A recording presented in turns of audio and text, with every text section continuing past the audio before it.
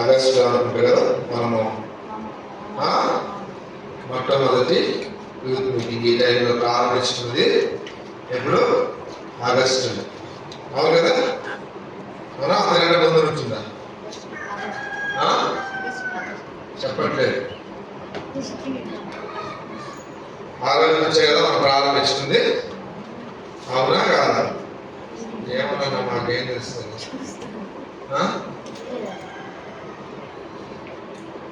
చూడండి ఒకసారి.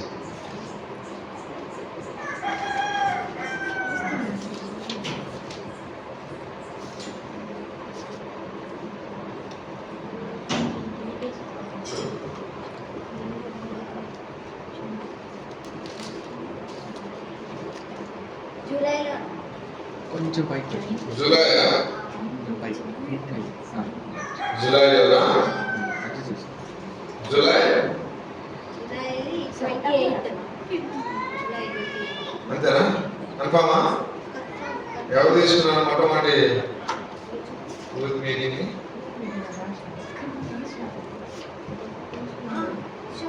అన్నాను వాళ్ళు అడుగుతా ఉన్నా, ఎప్పుడన్నా అదే గుర్తు పెట్టుకొని చూసుకొని చెప్పినా మళ్ళీ ఎవరంటే ఎట్లా అంటావా? ఎవరు? సరే, మంచిది.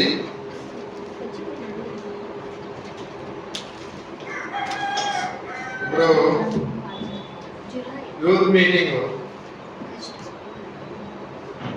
యూత్ మీటింగ్ లేదా యవనస్తుల పరిచర్య అనేది అది చాలా ప్రాముఖ్యమైనది. ప్రతి మందిరంలోనూ యవనస్తుల పరిచర్య అనేది చాలా ప్రాముఖ్యమైనది. ఎందుకు ప్రాముఖ్యమైనది అంటే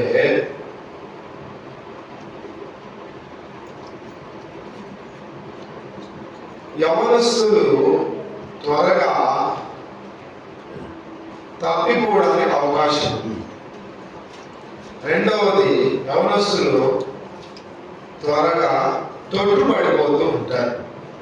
సంఘంలో యవనస్తుల పరిచర్య అనేది ఎందుకు అంత ప్రాముఖ్యమైనది అంటే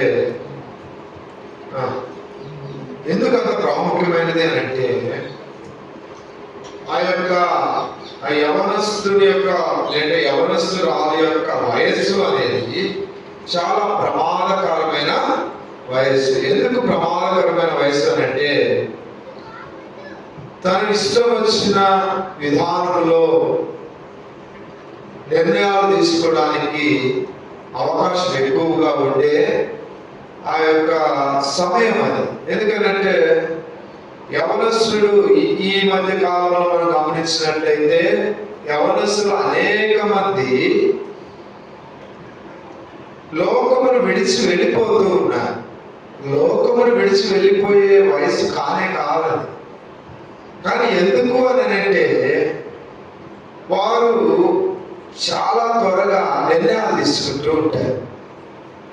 ఆలోచించారు. మొదట మనం తీసుకునే నిర్ణయం ఏంటి అనేది ఆలోచించారు. దైవికమైన యవనస్తులైనా లేదంటే లోకరీతికమైన యవనస్తులైనా యవనస్తుల యొక్క విధానం ఈ విధంగా ఉంటుంది. అందుకనే మన యొక్క సహవాసములో యవనస్తులకు పరిచర్య చాలా ప్రాముఖ్యమైనదిగా తీసుకుంటూ ఉంటారు. కాబట్టి ఎందుకు యవనస్తులు తప్పిపోతారు లేదంటే జారిపోతారంటే మొదట చెప్పిన మాట వినడానికి ఇష్టపడదు అని మాకు తెలుసు అనే ఒక ఆలోచన బహుబలంగా పనిచేస్తూ ఉంటుంది. చిన్నప్పుడు ఆలోచన వస్తే వెంటనే వీపు మీద ఒక దెబ్బ పడడంలో అన్ని పోతాయి. కానీ యవనస్తులైన తర్వాత లేదంటే ఒక టీనేజ్ వయసు వచ్చిన తర్వాత ఎవరైనా తల్లిదండ్రులైనా లేదంటే టీచర్స్ అయినా ఎవరైనా కానీ దారి క్రమం నేర్పించేవారు త్వరగా చేసుకోవడానికి ఇష్టపడరు. ఎందుకంటే వారి యొక్క వయస్సు ఆ పనిని ఆపుతూ ఉంటుంది. కనుక ఆజ్ఞని అతిక్రమించడానికి చాలా ఇష్టపడుతూ ఉంటారు. మాకు తెలుసు మేము చేసేది రైట్, అరే నువ్వు చేసేది తప్పురా అంటే కాదు నేను చేసేది 100% రైట్. కాబట్టి ఇలా బైబిల్లో ఎవరు చేశారు అనేది ఒక్క మనుషుల గురించి మనము ధ్యానించుకొని అటువంటి సందర్భము మన జీవితంలో కూడా ఉంటే సరి చేసుకోవడానికి ప్రయత్నం చేద్దాం. రండి, యోహాను రాసిన మొదటి పత్రిక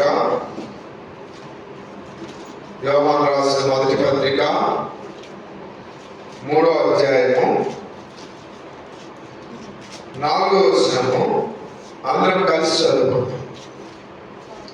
యోహాను రాసిన మొదటి పత్రిక 3వ అధ్యాయము 4వ వచనం అందరం కలిసి తీసుకున్నారా?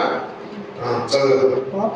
పాపము చేయు ప్రతి వాడును ఆజ్ఞను అతిక్రమించును, ఆజ్ఞ అతిక్రమమే పాపం. ఇక్కడ ఒక చిన్న మాట, దాని గురించి మనం వివరించుకుంటా పోతే చాలా పెద్ద సమస్యలు ఉంటాయి. ఏంటిది అంటే లాస్ట్ ఏంటిది? ఆజ్ఞ అతిక్రమమే పాపం. అవునా కదా? మనందరికీ బాగుగా తెలిసిన ఒక విషయాన్ని మీ అందరికీ చెప్తాను. దేవుడు ఆదికాండం మొట్టమొదటి అధ్యాయంలో సృష్టిని అంతా చేస్తూ వచ్చినాడు. అవునా? అంతా సృష్టిని చేసినాడు. సృష్టిని చేసిన తర్వాత ఆఖరి దినమున మానవుని చేసినాడు. మానవునికి ఇచ్చిన ప్రాముఖ్యమైన పని ఏంటి అని అంటే విశ్రాంతి దినమున దేవుణ్ణి ఆరాధించడం. తర్వాత నరుడు ఒంటరిగా ఉండట చూడటానికి బాగలేక ఆదాముకి హవ్వను ఇచ్చినాడు. ఇచ్చిన తర్వాత వాళ్ళకి ఒక ఆజ్ఞ ఇచ్చినాడు. ఏంటది? రెండు చదువు.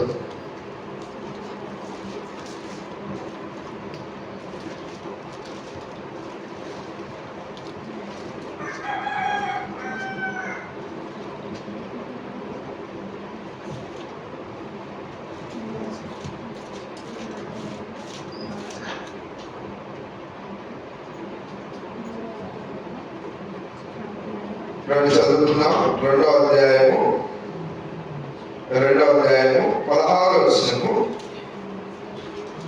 17వ వచనం. 2వ అధ్యాయము 16వ వచనము 17వ వచనం. మరియు దేవుడైన యెహోవా ఈ తోటలో ఉన్న ప్రతి వృక్ష ఫలములను నీవు నిరభ్యంతరముగా తినవచ్చును. అయితే మంచి చెడ్డల తెలివినిచ్చు వృక్ష ఫలములను తినకూడదు. అయితే మంచి చెడ్డల తెలివినిచ్చు వృక్ష ఫలములను తినకూడదు. నీవు వాటిని తిను దినమున నిశ్చయముగా చచ్చెదవని నరునికి ఆజ్ఞాపించెను. ఏం చేసిన నరునికి చెప్పాల? ఇక్కడంతా స్పష్టంగా చెప్పాడు. ఏంటది?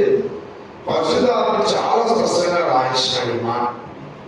నరునికి ఆజ్ఞాపించెను. ఏం జరిగింది మనందరికి బాగా తెలుసు. కాబట్టి ప్రభు సహాయం ప్రార్థన చేసుకుంటాం.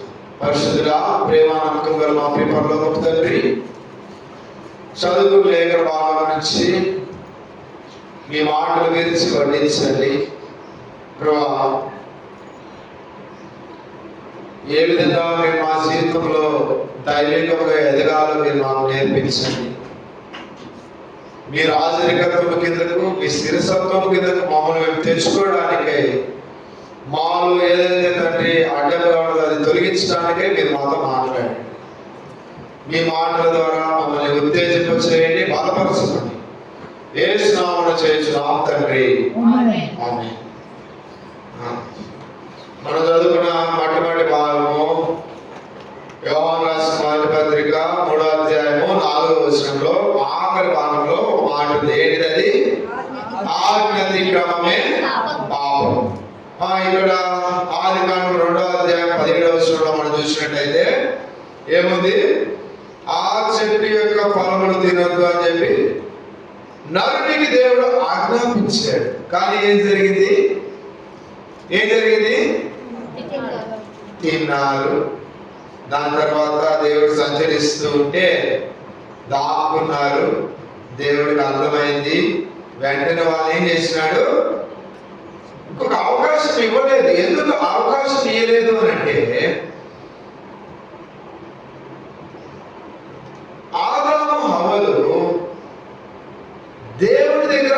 ఒప్పుకోవడానికి ఇష్టపడలా. ఏం చేసినారు వాళ్ళు? ఒప్పుకోవడానికి ఇష్టపడలా. నేనేం తప్పు చేయలేదండి, ఆ అబ్బాయి అతను చెప్తేనే నేను చేసినాను, నాకేం సంబంధం లేదు అన్నట్టుగా మనం కూడా మన జీవితాల్లో చాలా సందర్భాల్లో ఈ యొక్క స్థితిని వాడుకుంటూ ఉంటాం. రండి చదువుకుందాం, అది రండి చదువుకుందాం. 3వ అధ్యాయము 11వ వచనం 12వ వచనం. అందుకు ఆయన, నీవు దిగంబరివని నీకు తెలిపిన వాడెవడు? నీవు తినకూడదని నేను నీకు ఆజ్ఞాపించిన వృక్ష ఫలమును తింటివా అని అడిగాను. అందుకు ఆదాము, నాతో నుండుటకు నీవు నాకు ఇచ్చిన ఈ స్త్రీయే ఆ వృక్ష ఫలములు కొని నాకు ఇయ్యగా నేను తింటినను. అప్పుడు దేవుడైన యెహోవా స్త్రీతో, నీవు చేసినది ఏమిటనగా, స్త్రీ సర్పములను మోసపుచ్చినందున తింటినని. అంతేగాని అయ్యా తప్పైపోయింది, తినేసినాము, దయచేసి మమ్మల్ని క్షమించండి, నన్ను మమ్మల్ని మన్నించండి అని చెప్పి వారు దేవుని దగ్గర అడగల. వాళ్ళు ఏమన్నారు? ఆదాం ఏమన్నాడు? నాదేం తప్పలేదయా, నువ్వేం చెప్పావు, తినొద్దన్నావు, నేను ఆ చెట్టు జోలి కూడా పోలేదు, ఆ చెట్టు దగ్గర కూడా పోలేదు, నువ్వే నాకు ఇచ్చావు కదా, ఈ అవ్వ ఇవి తెచ్చిస్తే నేను తిన్నా. దేవుడు ఏం చెప్పాడు? తినకూడదని ఆజ్ఞాపించాడు. ఆజ్ఞను అతిక్రమించాడు. నువ్వు ఆ చెట్టు దగ్గర పోవద్దని దేవుడు చెప్పలా, నువ్వు వెళ్ళి పోయొద్దని చెప్పలా. దేవుడు ఏమన్నాడు? చాలా స్పష్టంగా చెప్పాడు. ఏమని? తినకూడదని ఆజ్ఞాపించాడు. కానీ ఇక్కడ ఆదాం ఏం చేసినాడు? నేను చెట్టు దగ్గరికి పోలేదు, నేను పొయ్యను లేదు, నువ్వు నాకు ఇచ్చిన అవ్వ తీసుకొచ్చి ఇస్తే నేను తిన్నా. ఏమమ్మా అవ్వ అంటే, నన్ను సర్పం మోసుకొచ్చింది, నేనేం చేయాలా? నన్ను సర్పం మోసుకొచ్చింది, నేనేం చేయాలి అంటే వాళ్ళు ఒప్పుకోవడానికి ఇష్టపడడంలా. మొట్టమొదటి అనుభవం మన జీవితంలో యవనస్తులుగా మొట్టమొదటి అనుభవం ఏంటంటే, తప్పును ఒప్పుకోవడానికి మనం అస్సలు ఇష్టపడము. అవునా కదా? మన ప్రేమను కొంచెం వెనక్కి వచ్చి అన్నపడతాం. అవునా కదా? అవునా కదా? మీరు చెప్తే నేను ముందుకెళ్తా, లేదంటే కాదు అంటే మౌనంగా ఉంటే నేను కాదనుకుంటాను, అవునంటే అవుననుకుంటాను. ఎందుకంటే నువ్వు తప్పు చేసావు అని ఎవరన్నా పెద్దలు గర్హిస్తూ ఉంటే, అవును అంకుల్, అవును ఆంటీ, లేకపోతే అవును అమ్మ, అవునా నేను తప్పు చేశానని చెప్పడానికి మన మనసు అంగీకరించదు ఫస్ట్. రెండోది ఏంటంటే కారణాలు ఎత్తుకుంటా ఉంటాం. నేను తప్పు చేసింది, అది ఒకటే చెప్పావు కదా వాడితో సహవాసం చేయమని, వాడు చెప్తేనే నేను చేసాను, నాదేమి తప్పు. నువ్వే చెప్పావు కదా మా అమ్మాయి మంచిది, అమ్మాయితో ఫ్రెండ్షిప్ చేయమని, అమ్మాయి చెప్తేనే నేను చేసాను, నాది. అది దానివల్ల జరిగే పర్యవసానం మన జీవితాలు ఎలా ఉంటుంది అంటే, ఆత్మీయముగా వెలివేయబడిన వారిగా ఉంటాం. మందిరంలో ఎవరైనా ఏదైనా అంకులు ఏదైనా చెప్పినప్పుడు ఆయన నాకు చెప్పేది ఏదన్నా పాస్టర్లు చెప్తే మనం వింటాం, అంతేగాని ఈ అంకులు చెప్తే ఏది అది కాదు. పెద్దలు ఎవరు చెప్పినా వినడానికి ఇష్టపడాలి. ఎప్పుడైతే వినడానికి ఇష్టపడతామో మొట్టమొదటి పాపం యొక్క ప్రాముఖ్యమైన కారణం ఏదైతే ఉందో దాన్ని మనము చంపేయగలం యవ్వన సమయంలో. అందుకే ఆ మాట యవన్ గారు ఎంతో స్పష్టంగా రాస్తూ అన్నాడు. ఏమని? ఆజ్ఞ అతిక్రమమే, ఆజ్ఞ అతిక్రమమే. ఆజ్ఞ ఇచ్చినాడు, నువ్వు అక్కడికి వెళ్ళొద్దయ్యా అంటే నాకు వెళ్ళొద్దంటే అయిపోయింది. అది ఎందుకు, ఏంటి, వెళ్ళొస్తే ఏమైంది, ఇవన్నీ మనం మాట్లాడతాం. అవునా కదా?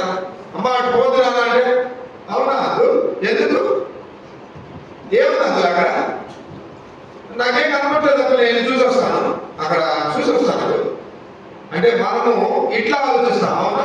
కానీ అది చిన్నదే, మనకు కనపడడం చాలా చిన్నదే, మనం మాట్లాడటంలో చాలా చిన్నదే. కానీ ప్రభు దాన్ని కూడా ఒక సమయం వస్తుంది లెక్క అడుగుతాడు.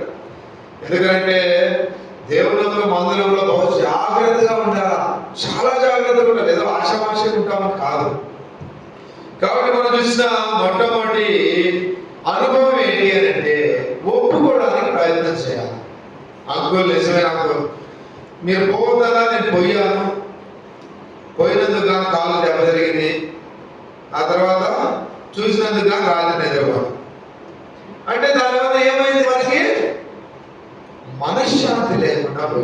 కాబట్టి మొట్టమొదటి అనుభవం మన జీవితాల్లో ఒప్పుకోవడానికి ఇష్టపడాలి. ఫస్ట్ ఇష్టపడాలి, ప్రయత్నం. ఇష్టపడితే ఆటోమేటిక్ అయిపోతుంది. అందులో నిజమైన నేను తప్పు చేస్తాను. ఏదైనా కానీ అబద్ధం చెప్పడం చాలా సులువు. అబద్ధం చెప్పడము చాలా సులువు, కానీ ప్రభు దాన్ని కూడా లెక్కేస్తాడు. ఒక చిన్న ఉదాహరణ చెప్తాను, అది అబద్ధమా కాదా అనేది మీరు చెప్పండి. ఒక సహోదరుడు ఒక పెద్ద పెద్ద టౌన్కి ట్రాన్స్ఫర్ అయ్యి వెళ్ళాడు. ఒక సహోదరుడు ఒక హైదరాబాద్ లాంటి ఒక పట్టణంలోనికి ఉద్యోగరీత్యా ట్రాన్స్ఫర్ అయ్యాడు. వెళితే అక్కడ ఇళ్ళ కోసం వెతుకుతూ ఉన్నాడు. రెంట్ హౌసెస్ దొరుకుతాయేమని ఇళ్ళ కోసము వెతుకుతూ ఉన్నాడు. ఆ సహోదరుడికి 6 పిల్లలు. ఎంతమంది పిల్లలు? 6 పిల్లలు. అలాగే వీళ్ళిద్దరు మొత్తం ఎంతమంది? 8 మంది. ఎవరైనా సహజంగా ఇంటికి వెళ్ళడంలోనే ఏమంటే రెంట్ ఉందనగానే మనం వెళ్ళగానే మీరు ఎంతమంది ఉంటారండి అని మొట్టమొదటి ప్రశ్న అదే అడుగుతారు. అవునా కదా? రెంట్ అన్నదిలోనే హౌస్ మనం వెళ్తే ఎంతమంది ఉంటారు అని అంటారు. అప్పుడు ఆ సహోదరుడు 8 మంది. 8 మంది అయితే మా కుదరలేండి, మేము ఏమంటారు, మీరు వేరే దగ్గరికి వెళ్ళేసుకోండి. అలా ఒక 4-5 రోజులు వరుసగా తిరుగుతూ ఉన్నాడు. ఇల్లు దొరకడం. ప్రతిరోజు ఆఫీస్కి వెళ్తున్నాడు, మధ్యలో పర్మిషన్ అడుగుతున్నాడు, వెళ్తున్నాడు, ఇల్లు చూద్దామని ఇల్లు దొరకడం. సరే ఇట్లా కాదని చెప్పేసి ఓ పని చేస్తున్నాడు. అమ్మ మీరు కూడా వచ్చేసేయండి, మీరు కూడా హైదరాబాద్ వచ్చేసేయండి, కొంచెం మన అందరినీ చూస్తే ఎవరికైనా జాలి కలుగుతుంది కదా అని చెప్పేసి ఆ మనుషుడు ఏం చేసినాడంటే భార్యని పిల్లలందరూ తీసుకొని వచ్చేసాడు. వచ్చేసి ఇక ప్రతిరోజు ఇక 2 రోజులు 3 రోజులు ఉద్యోగానికి సెలవు పెట్టుకున్నాడు. ఇక అసలు ఇల్లెత్తిక పనులు నిమగ్నమయ్యి వీళ్ళు ఎత్తుకుతూ ఉన్నాడు. ప్రతి ఇంటి దగ్గరికి వెళ్ళగానే ఎంతమంది అయ్యా? 5 మంది. మాకున్న 5 పిల్లలు, 6 పిల్లలు, మొత్తం 8 మంది ఉంటాం.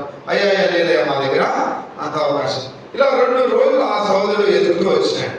3వ రోజు ఒక పని చేసినాడు. అమ్మా ఇట్లా కాదు కానీ ఇదిగోమ్మా ఇక్కడ ఇల్లుంది, ఈ ప్రాంతంలో ఇల్లుంది, కాబట్టి నేను ఒక చిన్న ఉపాయం చెప్తాను, అది చేద్దామా, అప్పుడు మనకి ఇల్లు దొరుకుతుంది అని చెప్పేసి ఆ సోదరుడు ఏం చేశాడంటే ఆ పక్కన కొంచెం దూరంలో సమాధుల తోట ఉంది. ఏముంది? సమాధుల తోట ఉంది. అయితే భార్యను ముగ్గురు పిల్లల్ని సమాధుల తోట కూర్చోమన్నాడు. అమ్మ వీళ్ళు అక్కడ కూర్చోండి, నేను 3 పిల్లలు, మిగిలిన 3 ఉన్నారు కదా, నేను 3 పిల్లలు వెళ్ళి ఇల్లు మాట్లాడుకుని వస్తామని చెప్పేసి వీళ్ళు 4 వెళ్ళారు. వెళ్ళగానే ఆ ఇంటి యజమాని దగ్గరికి వెళ్ళి అయ్యా ఇల్లు అదే కావాలా అంటే వెంటనే ఆ మనిషిని ఎంతమంది ఉంటారంటే ఇదిగోండి అయ్యా మేము 4, వాళ్ళ అమ్మ 3 పిల్లలు సమాధుల తోటలో ఉన్నారు మొత్తము అని. ఆ మనిషి ఏం అర్థం చేసుకున్నాడు? సమాధుల తోట అంటే చచ్చిపోయి ఉంటారులే పాపం, ఈ మనిషి వాళ్ళ ఆవిడ మర్చిపోలేక ఈ విధంగా చెప్పుంటాడు అని, ఆ 4 కదా అని చెప్పేసి వీళ్ళు ఇచ్చినాడు.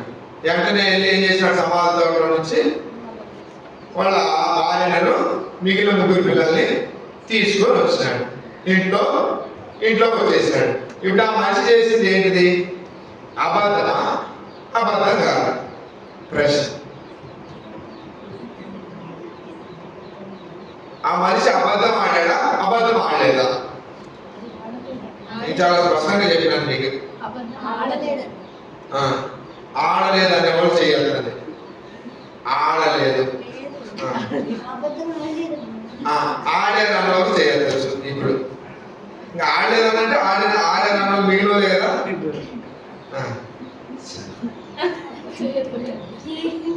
ఇప్పుడు ఆడారనా ఆడలేదనా? నేను ఆడాననే అంట. నేను ఆడానంట. మీరు ఆడలేదు అనంటే నేను ఆడానంట. మీరు ఆడారు అంటే నేను ఆడలేదు అనంట. అవునా కదా?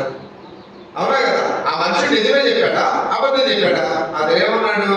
అయ్యా నా భార్య 3 పిల్లలు సమాధుల తోటలో ఉన్నారు, మేము 4 ఉంటాం. అయితే ఆడి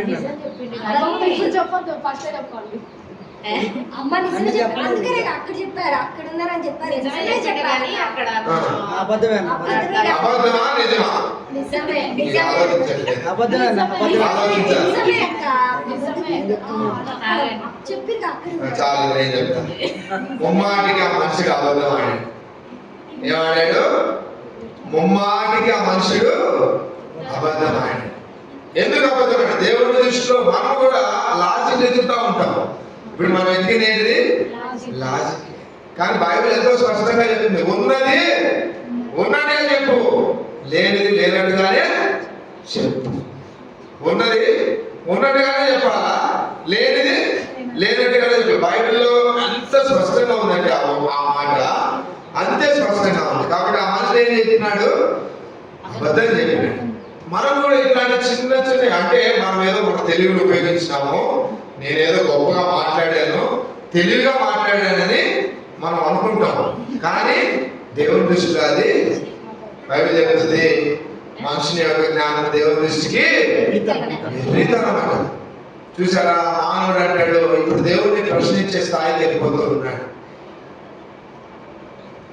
దేవుడిని ప్రశ్నించే స్థాయికి వెళ్ళిపోతున్నాడు. దేవుడికి తెలుసు కదా, దేవుడికి తెలుసు కదా ఆ వృక్షం అక్కడ పెడితే వీళ్ళు తింటారని.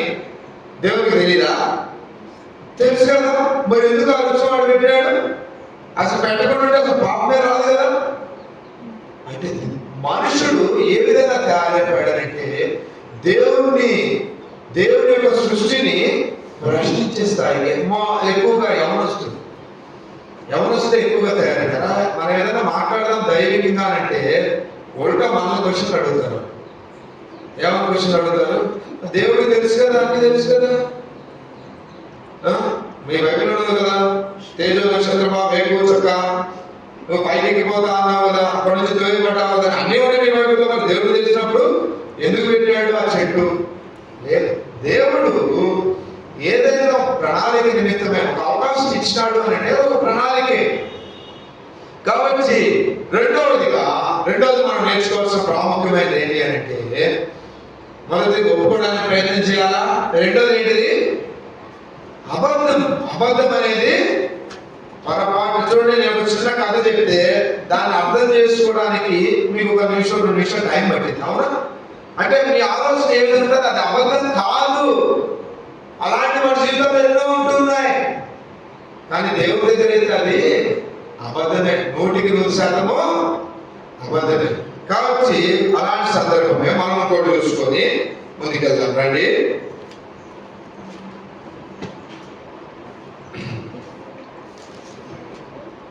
మొదటి సమయాలు వెళ్దాము.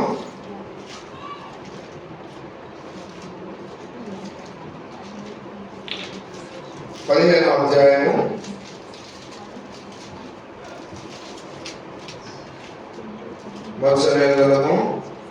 15వ అధ్యాయము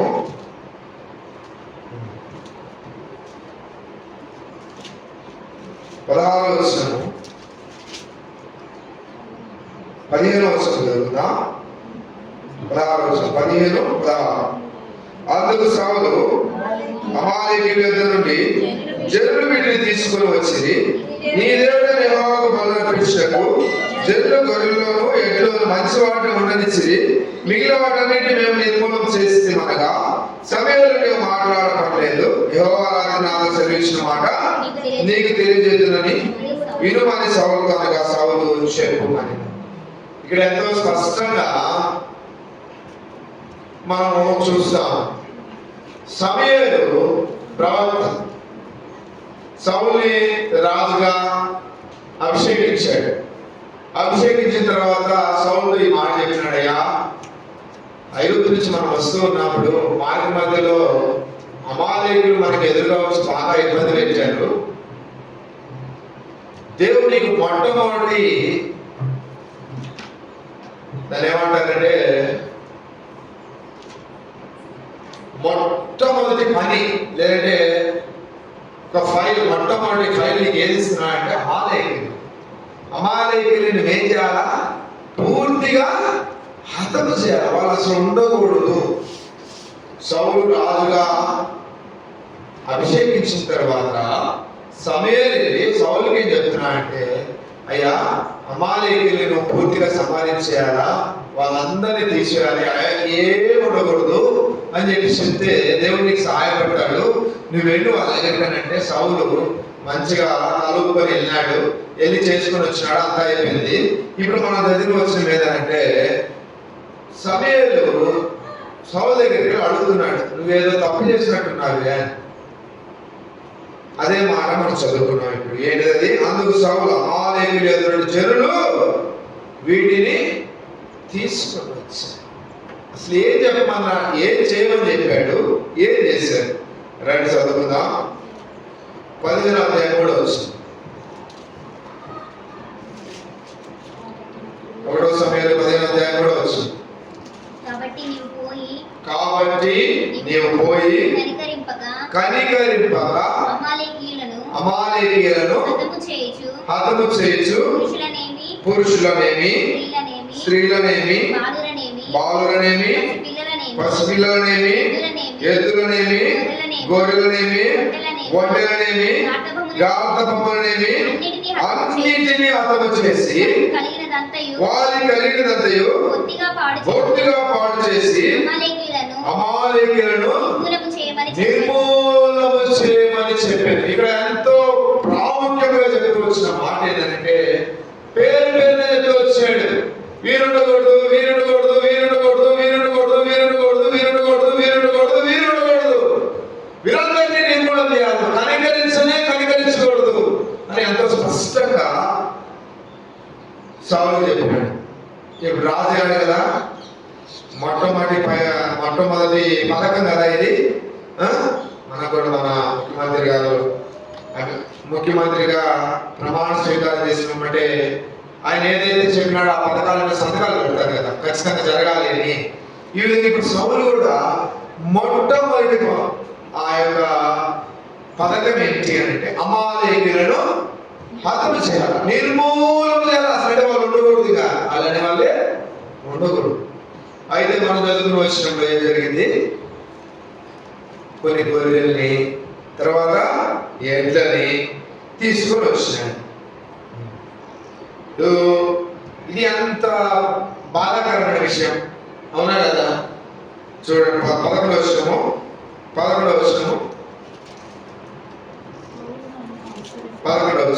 అదే 11వ వచనం. సౌలు నన్ను అనుసరింపక వెనుక తీసి నా ఆజ్ఞలను గైకొనకపోయెను గనుక అతనిని రాజుగా నిర్ణయించినందుకు పశ్చాత్తాపపడుతున్నాను. సమూయేలు ఆ తర్వాత చివరి వచ్చింది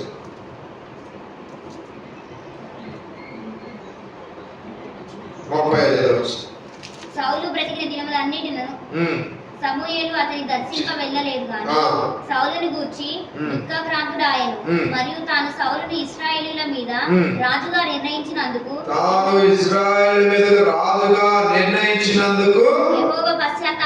యెహోవా పశ్చాత్తాపం పడెను. చూడండి, ఒకే అధ్యాయంలో 2 సార్లు దేవుడు ఏమవుతున్నాడు? పశ్చాత్తాపడుతూ ఉన్నాడు. ఎందుకు పశ్చాత్తాపడుతూ ఉన్నాడు అని అంటే, సౌలుకి ఇచ్చిన మొట్టమొదటి ఆ యొక్క పనిలో సౌలు ఏమవుతూ వచ్చినాడు? అట్టర్ ఫెయిల్ అయిపోయినాడు. మామూలుగా 35 మార్కులు కాదు కదా, 3 మార్కులు కూడా రావాలి. సౌలు అనుకున్నాడు, నేను డిస్టింక్షన్లో పాస్ అయిపోయాను, అందరినీ చంపేసినాను, రాజు తీసుకొని వచ్చినాడు కాబట్టి రాజు కూడా కొన్ని తీసుకొచ్చి చంపేస్తాం కాబట్టి ఇక మనము 100% పాస్ అయిపోయాము. మనం కూడా అనుకుంటాం కదా, ఎగ్జామ్లో ఆ క్వశ్చన్ ఆన్సర్ రాశాను, ఈ క్వశ్చన్ ఆన్సర్ రాశాను, మనం 100% ఏమైపోయాము? పాస్ అయిపోయాము. తీరా రిజల్ట్ వస్తే ఏది రాలేదు, అన్ని రాశాను, ఏది పోయింది కదా, అదే కనపడుతుంది, నా పేరే కనపడలేదు. ఏంటి కనపడదు? ఎందుకు కనపడుతుంది? నువ్వు ఇటు చేసినావు మరి పని. నీవు అడిగిన క్వశ్చన్ ఏంటి, నువ్వు రాసిన ఆన్సర్ ఏంటి? నువ్వేమనుకున్నావు? నేనైతే ఆన్సర్ కాకుండా మొత్తం రాశాను, క్వశ్చన్ ఏంటి? క్వశ్చన్కి సంబంధం లేని ఆన్సర్ మనం రాసింది. ఎదుటోడు పక్కోడు వీడియో చేత భయంకరంగా రాస్తున్నాడు, వాళ్ళకి అందరూ అనుమానం వచ్చేటట్టు రాసింది. అవునా కదా? మన పక్కోడు మనం అడుగుతున్నా కానీ ఏం రాస్తున్నాడు, ఏమా నేను రాసుకోవాలి. 3 గంటల సమయం ఇస్తే 2 గంటల 59 నిమిషాలు రాస్తుంది. ఆఖరి నుంచిలో అయిపోయింది. ఇంత కష్టపడి రాసినాను, అయిపోయింది.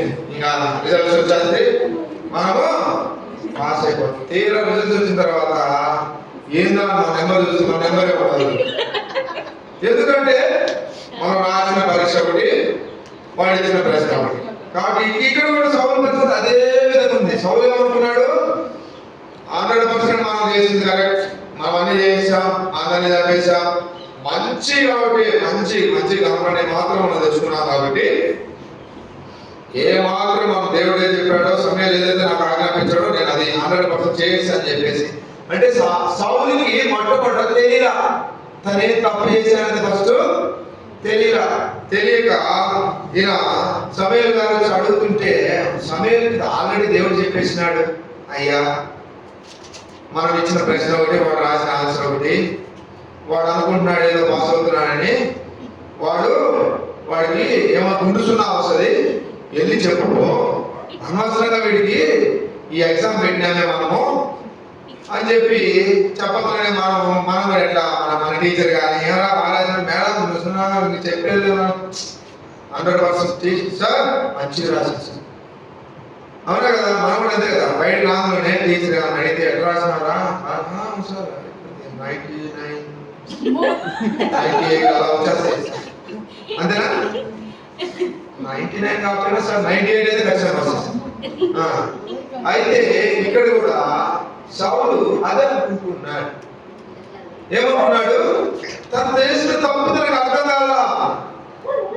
దేవుడేమో సమయంలో దర్శనం ఇచ్చాడయ్యా, తప్పైపోయింది, వెళ్ళిపో మాట్లాడుకో, నేను వాడిని రాజుగా నియమించినట్టు పశ్చాత్తాపడుతున్నాను, వెళ్ళి మాట్లాడుకో అని అంటే, ఈ అధ్యాయం తర్వాత మీరు ఇంటికి చదువుకోండి. చాలా నేర్చుకోవాల్సిన అధ్యాయం. కొన్ని అధ్యాయాలు మనకు చాలా పాఠాలు నేర్పిస్తాయి.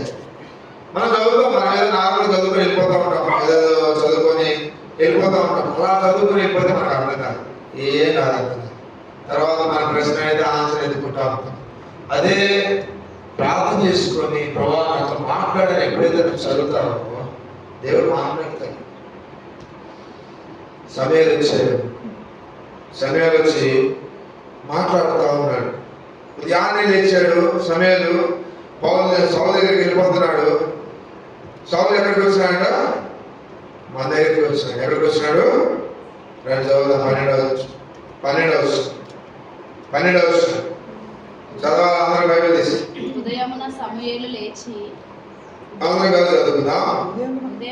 ఉదయమున సమూయేలు లేచి సౌలు ఎదుర్కొంటూ పోగా, సౌలు కర్మేలుకు వచ్చి అక్కడ జయసూచకమైన శిలను నిలిపి తిరిగి గిల్గాలుకు పోయిన సమాచారం.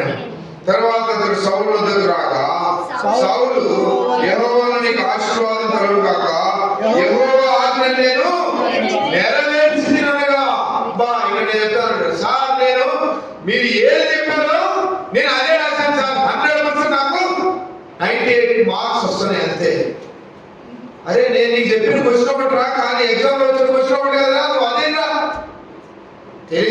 తెలియదు సార్, మీరు నాకు ఆన్సర్ చెప్పారు, నేను ఆన్సర్ మాత్రమే రాశాను, క్వశ్చన్ ఏందో నేను చూడనే లేదు సార్. ఇక్కడ కూడా సౌలు ఏం చేసినాడు, ఎంతో స్పష్టంగా చెప్తున్నాడు. ఏమని? యెహోవా ఆజ్ఞ నేను నెరవేర్చి తినగా. సమయానికి మండిపోయిందిగా, ఇప్పటికే చాలా కోపంతో ఉన్నాడు. ఈ మనిషి ఎదుర్కొని వచ్చి, అయ్యా నేను మీరేం చెప్పారు అదే చేశానయ్యా అని మనకు కూడా ఉంటాడు, మన ఫ్రెండ్స్ లో ఒకడు ఉంటాడు, అది చెయ్యొద్దు అంటే అదే చేస్తాడు. చేసి వాడికి తెలియదు అది చేయడం వల్ల ఏమి ఇబ్బంది ఎదుర్కొంటాం అనేది వాడికి తెలియదు. తెలుసుకునే లోపు జరగవలసిన నష్టం జరిగిపోదు. అవునా కదా? జరగవలసిన నష్టం జరిగిపోద్ది. నష్టం జరిగిన తర్వాత మనం జాగ్రత్త పడాలి అని అంటే దేవుడు అవకాశం ఇయ్యడు కదా అన్నిసార్లు. సౌలుకి డిసైడ్ అయిపోయాడు ఏమంటే దేవుడు ఏమని వెంటనే ఫస్టే డిసైడ్ అయిపోయాడు. రాజుగా నిర్ణయించాడు. అది అనవసరంగా సమయంతో మాట్లాడి అనవసరంగా వాడు రాజుగా నిర్ణయించిన పశ్చాత్తాపడుతున్నా అన్నాడు. అయిపోయింది. సమయాలు వెళ్ళిన వెంటనే సమయాలు చెప్పన్నాడు. సమయాలు చాలా గొప్పదన్నాడు. నువ్వు చేసిన పని ఏంటయ్యా, ఏం చేసినావు రైట్ చదువుతాం. అది 14 సమయాలు అలాగైతే నాకు వినబడుతున్న గొర్రెల అరుపులను ఎట్ల రంకెలను ఎక్కడివి అని అడిగాడు. అక్కడేమో 3వ దృశ్యంలో ఎంతో స్పష్టంగా చెప్పినాడు. ఇక్కడ ఈ మనుషుడేమో 11వ వచనంలో యెహోవా ఆజ్ఞను నెరవేర్చా అన్నాడు. కానీ 14వ వచనం సమయం అన్నాడు. ఏం చెప్తున్నావు, నాకు వినబడుతుంది ఏంటి ఏందన్నాడు. వెంటనే సౌలు అన్నాడు, అయ్యా ఏంటి అంట అందుకు సౌలు 15వ వచనం అమాలేకుల ఎదురు జనులు వీటిని తీసుకొచ్చు. నాకు సంబంధం లేదు, నేను ఎవరు తెచ్చారు? జనులు తెచ్చారు. అమాలేకుల దగ్గర నుంచి జనులు తెచ్చారు. నీ దేవుడైనా మరి అప్పుడు దాకేమో యెహోవా ఆజ్ఞని నెరవేర్చాను అది ఇది అన్నాడు. ఇప్పుడు ఏమన్నాడు? నీ దేవుడైనా యెహోవాకు ఏం చేయాలా? ఇప్పుడు ఏమైపోయాడంటే పూర్తిగా అయ్యా నీ కోసమే, నీ దేవుడి కోసమే నేను ఏం చేశాడు? సమయానికి విపరీతమైన కోపం ఏదిరా సౌండ్ ఏది ఏం చెప్పాను నీకు? నీ దేవుడు యెహోవా వరకు నేను ప్రజలు తెచ్చారు నాకు. సౌలుకి అర్థమైపోయింది ఏమని, అరే మనము మొత్తం తప్పు రాసాము ఎగ్జాము, మనం ఏమైపోయాము, కథ అయిపోయింది, తేడా అయిపోయింది. అయ్యో ఇప్పుడు నాకు సంబంధం లేదు, నాకు తెలియదు, ఇప్పుడు నీ దేవుడు అని చెప్పేసి చెప్తొచ్చు. ఎంత సౌలు ఏ స్థితిలో ఉన్నాడు చదవండి. ఇంటికి వెళ్ళిన తర్వాత అధ్యాయంతో చదవండి. దేవుడు మీతో మాట్లాడుతుంటాడు. ఏ స్థితిలో సౌలు ఉన్నాడు, దేవుడు ఏ స్థితికి తీసుకొని వచ్చినాడు, ఏ స్థితికి తీసుకొని వస్తే దేవుడు సౌలు ఏ విధంగా అంటే రాజసింహాసనం మీద సొంతం కూర్చోబెడితే ఏం చేస్తానట్లుగా సౌలు చేస్తుంది. అంతేనా కదా? సింహాసనం మీద కూర్చోటానికి అధికారం ఒకటి సరిపోదు, అర్హత కూడా ఉండాలి. కాబట్టి ఇక్కడ సౌలు ఇవన్నీ చెప్పుకుంటా వచ్చినాడు. నీ దేవుడు నీకే తెలియదు, బలర్పించాలా దేవుడికి అది అది ఇదని చెప్పకుండా సమయాన్ని చాలా పాపం వచ్చేసింది. తెలియదు నేను నీ దగ్గర ఉండడానికి ఇష్టపడినేనని చెప్పేసి వెళ్ళిపోతా ఉంటే సమయాన్ని పట్టుకున్నాడు. తర్వాత ఏం జరిగింది రండి చదువుకుందాం.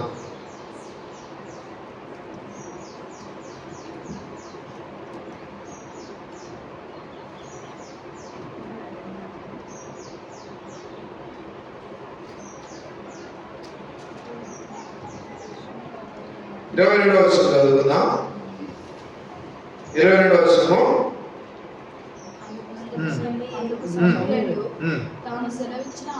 చదవండి ఎవరు గట్టిగా. అందుకు సమూయేలు తాను సెలవిచ్చిన ఆజ్ఞను ఒకడు గైకొనుట వలన యెహోవా సంతోషించినట్లు ఒకడు దహన బలులను అర్పించుట వలన ఆయన సంతోషించున. ఆలోచించుము, బలులు అర్పించుట కంటే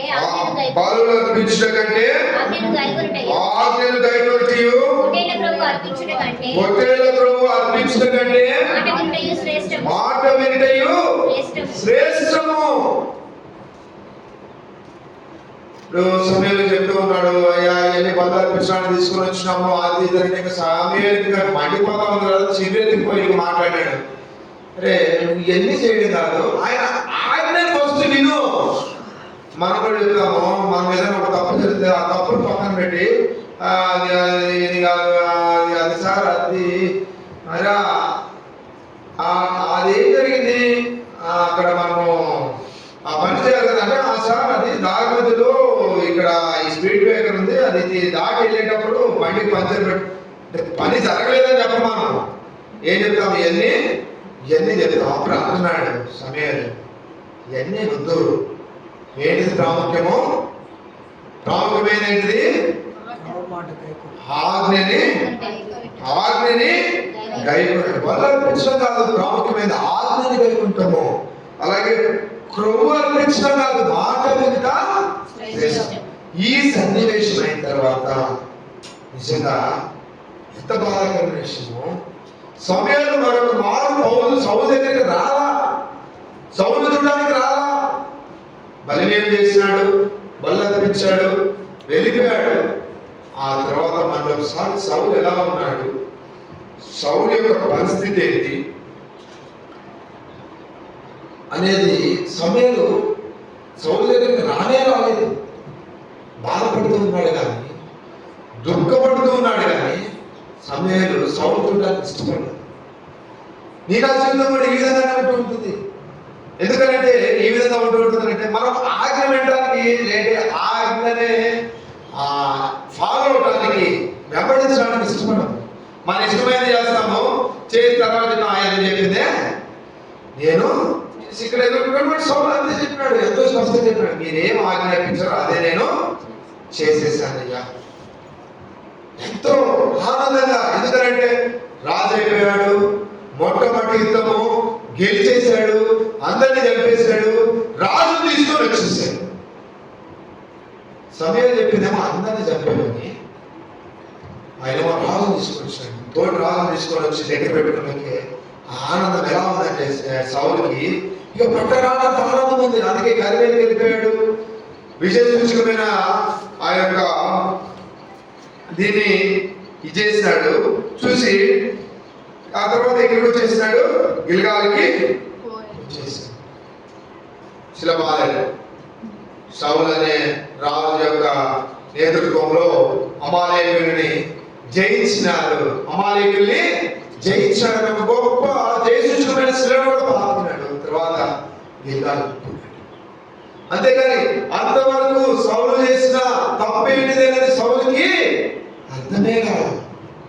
ఎందుకంటే ఆజ్ఞ అతిక్రమమే. వేరే మనం వేరే పెద్ద పెద్ద తప్పులు పాపాలు చేసే పని లేదు. మొట్టమొదటిది పాపానికి ప్రాముఖ్యమైన కారణం ఏంటి అంటే ఆజ్ఞ అతిక్రమం. ఇక్కడ మూడో వచనంలో ఎంతో స్పష్టంగా చెప్తూ వచ్చాడు, వీరందరినీ కనికరింపగా నిర్మూలన చేయాలా అని అమాలేకులని. కానీ ఇక్కడేమో సౌలు చేస్తూ వచ్చినాడు, మంచిని తీసుకొని వచ్చినాడు. అదేమంటే చెప్తున్నాడు సమయానికి ఏమని, నీ దేవుడైన యెహోవాకు బలి అర్పించాడు. ఎంత విచారకరమైన పరిస్థితి మన జీవితాల్లో కూడా కాదా? సేవకులు లేదని చెప్పినా, లేదంటే తల్లిదండ్రులు లేదని చెప్పినా ఆజ్ఞాపిస్తే మనము ఆజ్ఞను వినడానికి అంతగా వాళ్ళు చెప్తా సరే. ఆ తర్వాత మనిషి వచ్చింది, మనము చేసుకున్నాం. ఇక్కడ సౌలు కూడా అదే చేసినాడు. చెప్పిన మాట్లాడు, మంచిగా వెళ్ళాడు, అన్ని చేసినాడు. ఆయన ఇష్టం వచ్చింది ఆయన చేసుకొచ్చినాడు. వచ్చిన తర్వాత మనకు మైండ్ లో ఉన్నది ఏంటిది అంటే, మనుషులకైనా మనకైనా కానీ సౌలుకైనా ఉంది అంటే ఆ పని చేశామంటే అయిపోయింది. ఏది ఆ పని, అమాలేకుని నిర్మూలన చేయాలా, నిర్మూలన చేసేసాము, అయిపోయింది, అంతే కదా. కానీ ఏ విధంగా దేవుడు చేయమన్నాడు? మరోసారి చదువుకుందామా? మరోసారి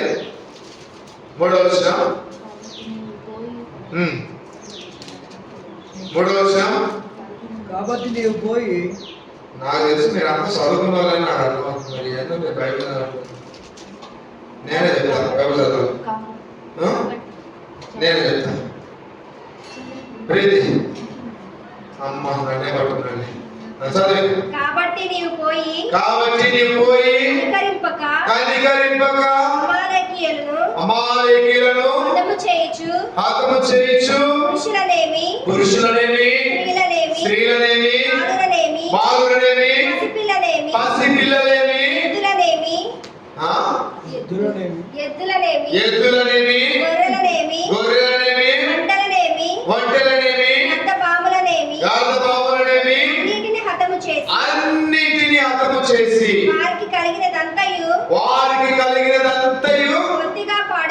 బొత్తిగా పాడు చేసి అమాలేకీయులను నిర్మూలము చేయమని చెప్పాను. బా ఎంతో స్పష్టంగా చెప్పాడు. ఎంత స్పష్టంగా చెప్పిన తర్వాత కూడా ఎగ్జామ్లో పాస్ కాకపోతే సమయానికి ఎంత కోపం వస్తుందండి? అవునా కదా ప్రేమ? ఇంత స్పష్టంగా నీకు దీని తర్వాత ఇది, దీని తర్వాత ఇది, దీని తర్వాత ఇది అని క్వశ్చన్ పేపర్ని నీకు ముందు పెట్టి నువ్వు ఆన్సర్ చేయాలంటే నీ ఇష్టం వచ్చిన ఆన్సర్ చేస్తే ఎంత కోపం వస్తుంది. ఇప్పుడు సమయానికి అందుకే మండిపోయింది, కడుపు మండిపోయింది. ఉదయాన్నే లేచేసాడు, ఇక రాత్రి దేవుడు మాట్లాడాడు, ఉదయాన్నే లేచేసాడు, ఎక్కడున్నాడు ఈ సౌలు పట్టుకుందాం పదా అని చెప్పి వెళ్ళిపోయాడు. కాబట్టి దేవుడు ఈరోజు మనతో మాట్లాడాడు. మొదట ఆదాము హవ్వల యొక్క జీవితం గురించి మాట్లాడాడు. దేవుడు ఒక సమయం ఇస్తాడు మనుషులకి, ఆ సమయాన్ని మనం ఉపయోగించుకోవాలి. ఎప్పుడైతే ఉపయోగించుకుంటామో తప్పకుండా కనికరింపబడతాం. ఉపయోగించుకోకపోతే తప్పకుండా శిక్షింపబడతాం. సౌలు ఉపయోగించుకోలేకపోయాడు. తను అనుకున్నాడు, నేను నా తర్వాత నా పిల్లలు, నా తర్వాత నా పిల్లలు, ఇక నా యొక్క సంతతి ఇజ్రాయెల్ మీద రాజుగా. కానీ దేవుడు ఉంచలేదు.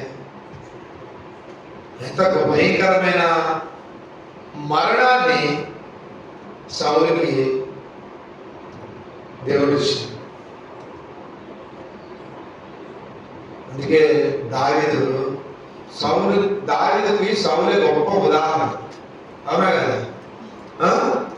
దావీదుకి సౌలు గొప్ప ఉదాహరణ. అందుకే దావీదు చాలా జాగ్రత్త పడ్డాడు కాదు, భయపడ్డాడు. ఏదైనా తప్పు జరిగిందని ఎవరు వచ్చి చెప్తే ఫస్ట్ ఏం చేస్తాడు?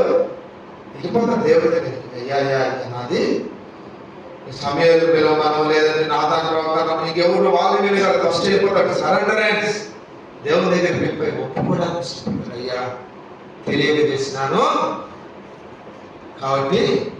యెషయా గ్రంథం 53వ అధ్యాయం 5వ వచనం. యెషయా గ్రంథం 53వ అధ్యాయం 5వ వచనం.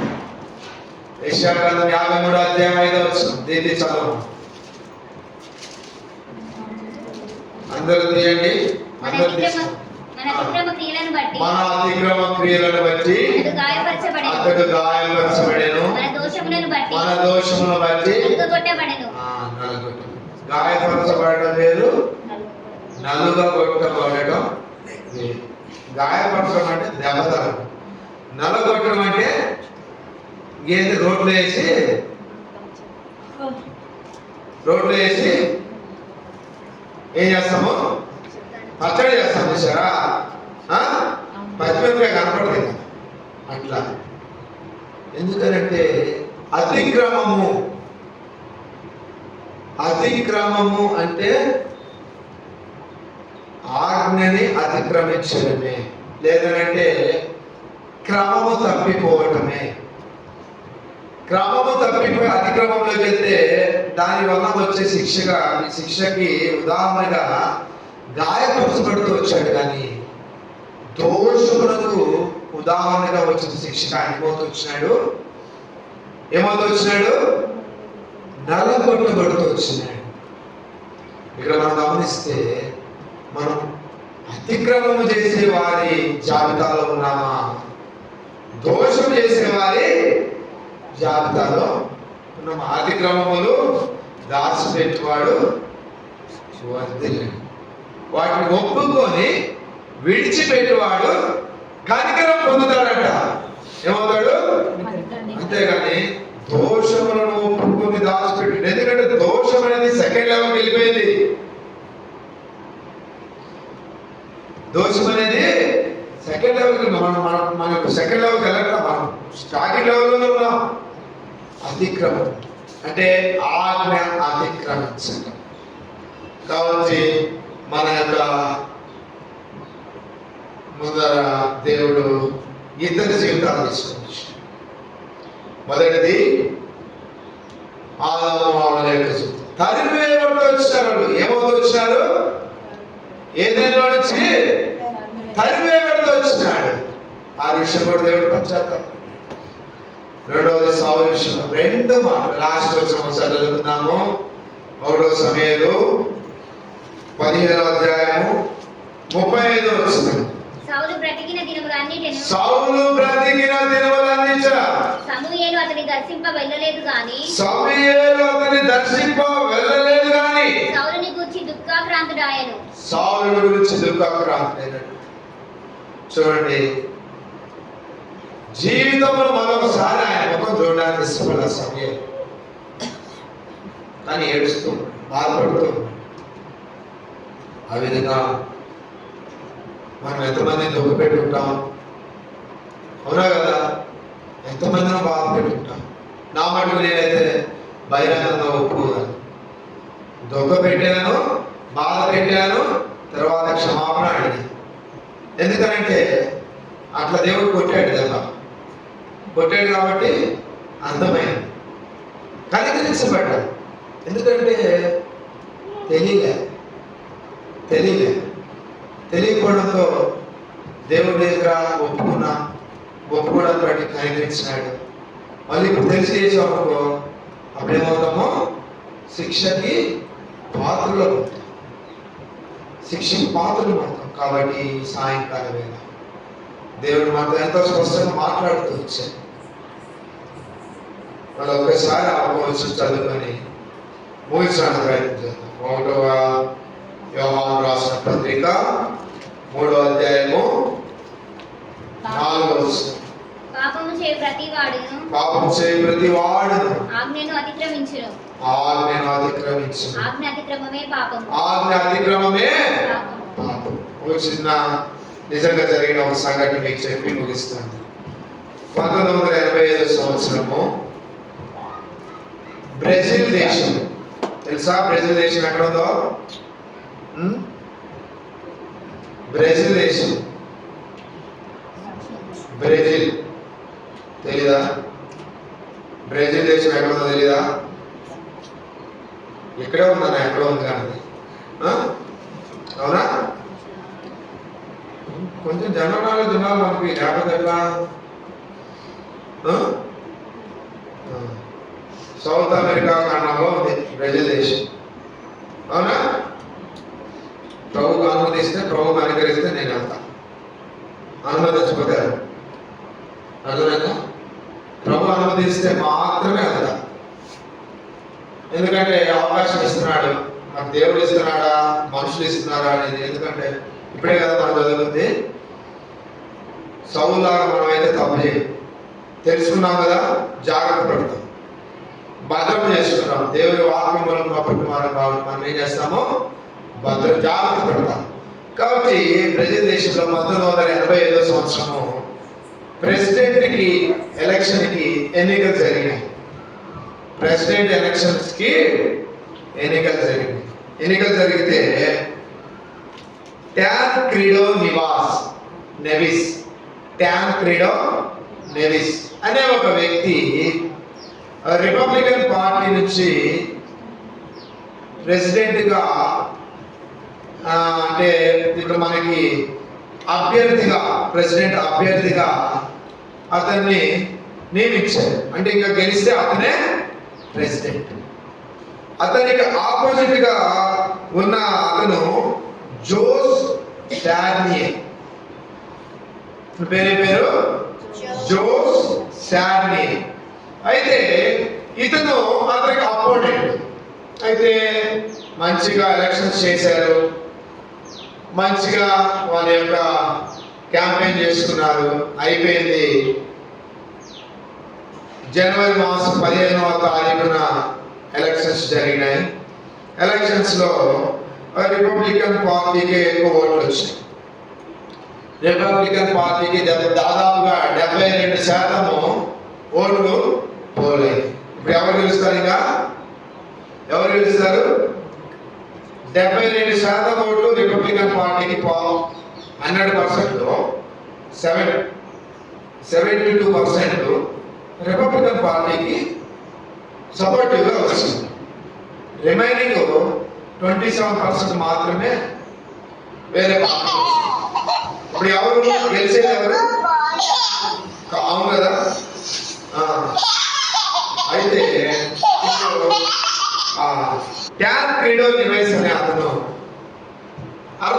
మనమే గెలిచేసామని.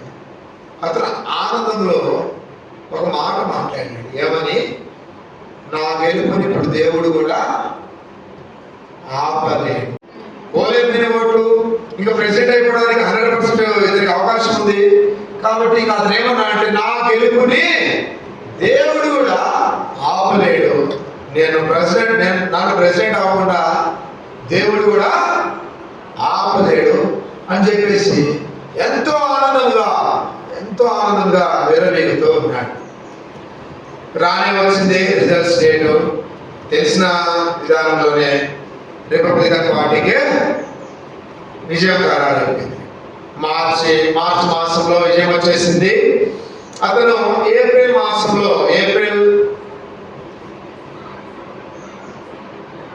మొదటి వారంలో అతను ప్రెసిడెంట్ గా ఇంకా అతను ప్రమాణ స్వీకారం చేయాలి, ఓత్ సెరమనీ చేయాలి. అయితే అతను అన్నాడు కదా, ఏమని?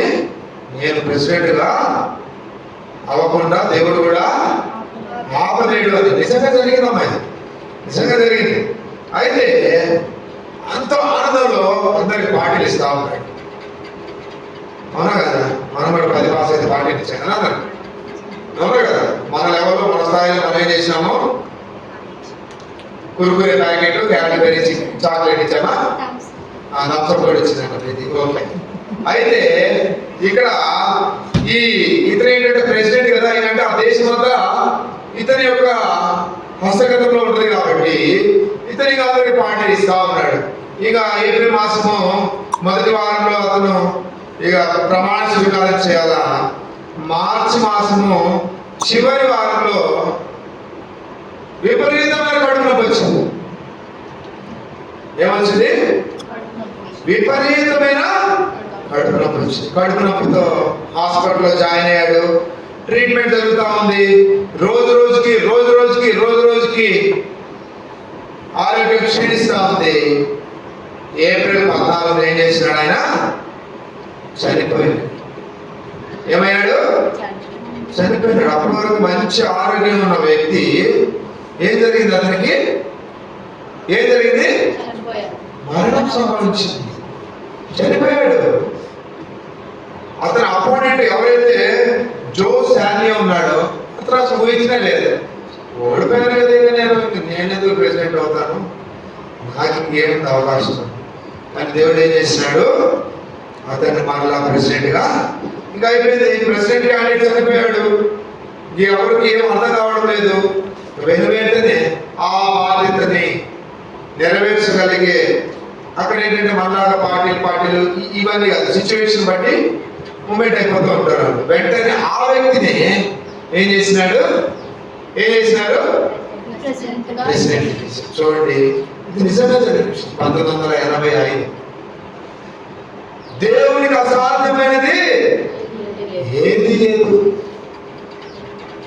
దేవుడు అవకాశం ఇచ్చాడు, కానీ ఏం చేసినాడు? అతను ఏం చేసినాడు? వాడుకోకపోగా నేను ప్రెసిడెంట్ అవ్వడానికి కూడా దేవుడు కూడా మనం కూడా చాలాసార్లు అట్లాంటి మాట మనల్ని దేవుడు కూడా ఆపలేడు. మనము కొట్టేస్తాం ఈ మ్యాచ్, అంతేనా కదా?